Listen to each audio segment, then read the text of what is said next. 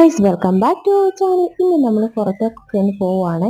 പാനിപ്പൂരിയൊക്കെ കഴിക്കാൻ എന്ന് വിചാരിച്ച് ലക്ഷ്യമാക്കി പോയതാണ്. പാനിപ്പൂരിയൊക്കെ കിട്ടി, വളരെ ടേസ്റ്റ് ഉണ്ടായിരുന്നു. നമ്മുടെ നാട്ടിലെ അപേക്ഷിച്ച് സൂപ്പർ സാധനമായിരുന്നു കേട്ടോ. നാട്ടുമായിട്ട് കമ്പയർ ചെയ്യാമെന്ന് വിചാരിക്കരുത്, ഇവിടുത്തെ ടേസ്റ്റ് ഒക്കെ വളരെ വ്യത്യസ്തമാണ്.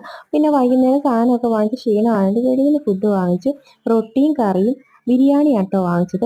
ബിരിയാണി 50 രൂപയ്ക്ക് ഒരാൾക്ക് ലാവിഷായിട്ട് കഴിക്കാം. ഇവിടെ വളരെ ചിലവ് ചുരുക്കി ജീവിക്കുന്നവർക്ക് അടിപൊളിയായിട്ട് ജീവിക്കാം കേട്ടോ. പുള്ളി റൊട്ടി ഉണ്ടാക്കുന്ന വീഡിയോ ഞാൻ എടുത്തിട്ടിരിക്കുകയാണ്. ഇവിടുത്തെ കടകളൊക്കെ ഇങ്ങനെയാണ്, ചെറിയ ചെറിയ ഷോപ്പുകളാണ്. ബിരിയാണി ഇങ്ങനെ രാവിലെ ചെമ്പിൽ ഉണ്ടാക്കി വെച്ചിട്ട് ആവശ്യമനുസരിച്ച് ഇങ്ങനെ ചൂടാക്കി ഒരു പാത്രത്തിൽ തരും. എന്ത് കറിയായാലും ചിക്കൻ ഇങ്ങനെ ഫ്രൈ പോലെ എന്തൊക്കെയോ ചെയ്ത് വെച്ചിട്ട് അതിനകത്ത് ഗ്രേവി ഒഴിച്ചാൽ ഇവരുടെ ചിക്കൻ കറിയും വെറൈറ്റി കറികളായി. അതാണ് സ്പെഷ്യല്. പിന്നെന്താ, ടേസ്റ്റിന്റെ കാര്യത്തിൽ കോംപ്രമൈസ് ഒന്നുമില്ല. ഓക്കെയാണ്. നമ്മുടെ നാട്ടിലെ ഞാൻ കമ്പയർ ചെയ്യുന്നില്ല, കാരണം അത്രത്തോളം ഒന്നും വരത്തില്ല. അഡ്ജസ്റ്റ് ചെയ്ത് ജീവിക്കാം, അത്ര തന്നെ. പിന്നെ സലാഡ് ഇതുപോലെ ഉള്ളിയൊക്കെ തരും. അങ്ങനെ അടിപൊളിയായിട്ട് അന്നത്തെ ദിവസം കടന്നു പോയി. അപ്പം നല്ല വീഡിയോ